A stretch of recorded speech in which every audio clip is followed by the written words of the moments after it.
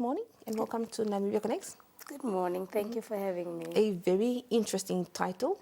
What does the book entail? Just talk to us more about this book.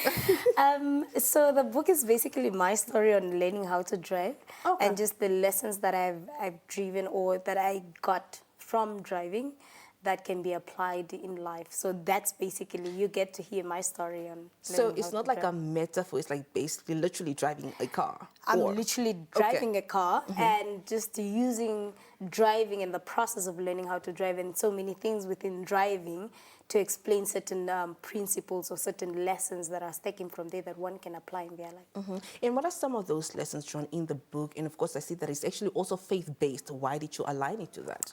I think I realized that a lot of us as Christians, we're seeking. There's still certain things we don't fully understand. I think sometimes we just believe that the mere fact that you believe in God, that's it, and you'll succeed in everything else. But I think when I started learning how to drive, the one thing was learning how to just, those lines, seeing those lines as you're doing your reverse parking. And I realized that it was the same with life in terms of vision.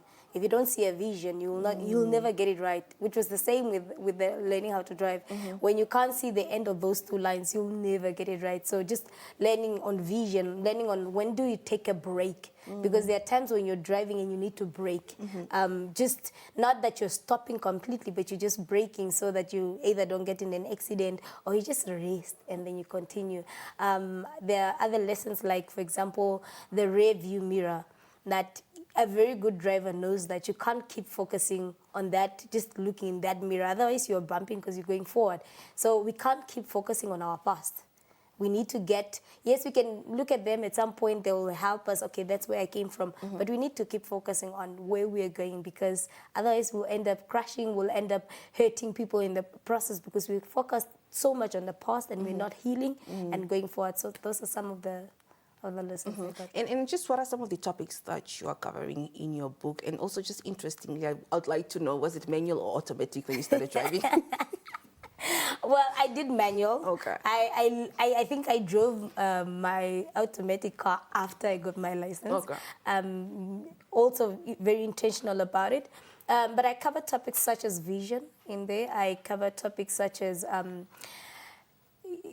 doing it the right way and not, I cover topics on integrity. I cover topics on just the process, that we have to go through a process. You can't just wake up and you have it. If you want a business, go through the process. If you want to write the book, go through the process. You can't wake up and go through shortcuts and expect the very best. And also just deciding that this is what we're going. So having a goal. And I think my favorite one is getting a coach or a mentor. Because sometimes, especially young people, we want to run with it, but sometimes we forget that there are people who came before us that have experienced it, that can really help us to get where we want to go.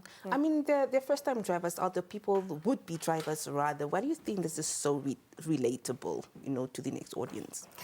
I think it's the story. I've learned to realize that our stories are different and the way they impact people is different. Some people would read it and they'll find the story funny. Some people would read it and they'll find it inspiring. Some people will read it and they want to immediately get into the process of transformation. So I feel like each and every person will have a different encounter with it.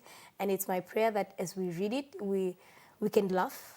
We can relate, we can recommend it to a next person, and just really also take the step to do something to better our lives, to transform our lives, to become who we're really created to be. Right. But also just finally, just in addition to that, what would you prefer or what do you expect people will actually take from your book?